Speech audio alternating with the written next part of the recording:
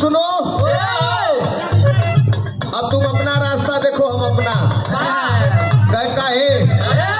कह हमार बाबू कहीं आऊ शादी करे के कहत हुआ, अब भुला जाऊ कुल दिन। लड़का कलर भुलाई तो ना पावत है। वो लड़का कह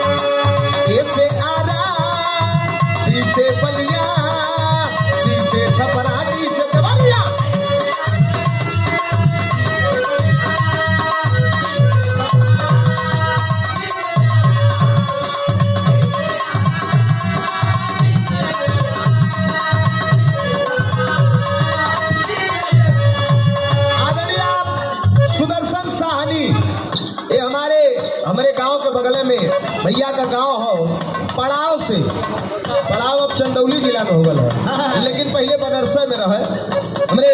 हाँ, आपकी ओर से सुंदर पुष्पहार और आशीर्वाद 101 रुपया, बहुत बहुत प्रणाम। उपस्थित जनता को प्रणाम हो। अभी स्लोगन लगाया मत देखा, गाँव से हम आयल है, अब पर्सनली यही कार्यक्रम बदे आयल है।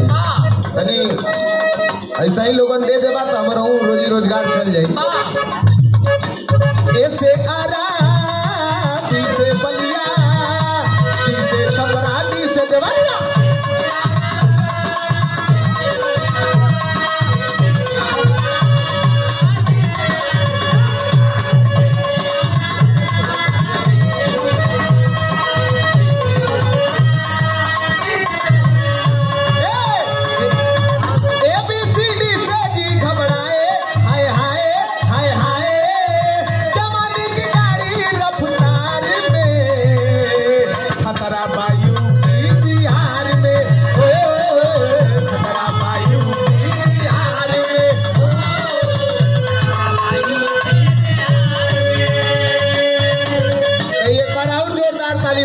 बजावे के पड़ी आप लोग से।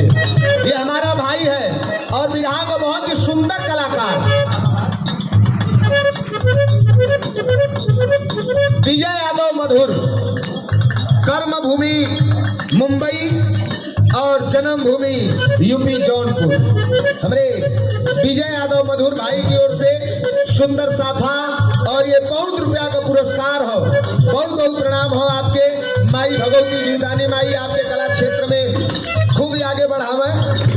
तक कुल पहले गवात रहे, आजकल जानत हुआ क्या गवात हो, आजकल गवात हो नईकी है गप ले आवेले तब पते निकल जाले। ए समय गवात हो का गवात हो, अरे न अरे हाल का कोई पियावा के बिना चलुए इंजन चापता।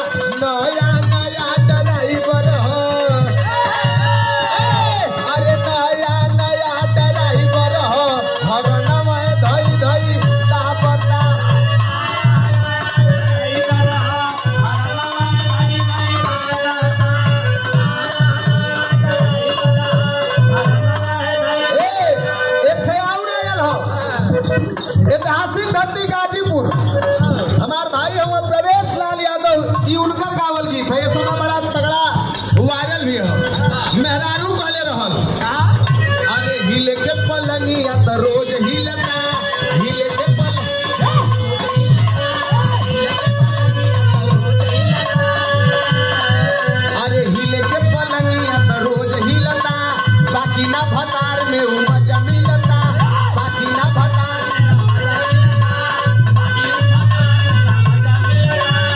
अरे हिले के पलंगिया त रोज हिलता बाकी ना भतार में उ मजा मिलता चौकी पे खात नहीं थे चौकी पे खात नहीं थे सही से मिलनवा पलम के बाबुल बाबुल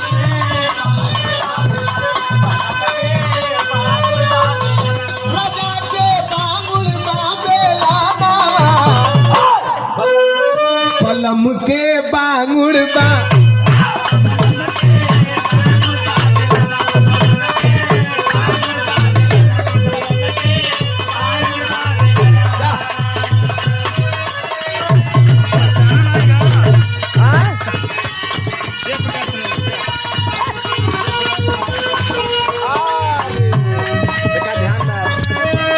एक बार और ताली बजा भैया।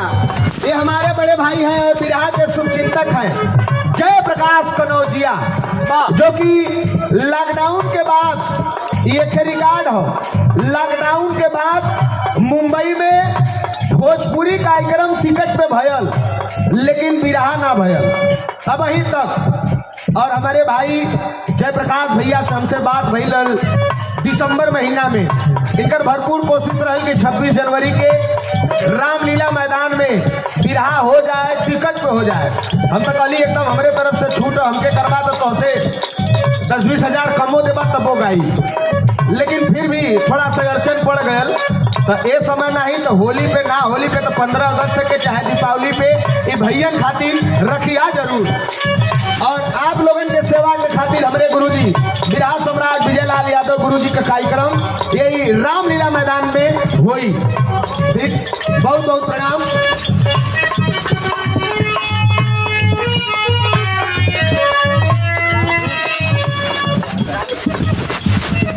आजमगढ़ के ऐतिहासिक धरती से आदरणीय आप राम किशोर यादव जी आप पूछिए महानुभाव के कर कमलों द्वारा आशीर्वाद बहुत बहुत प्रणाम। उपस्थित जनता को प्रणाम।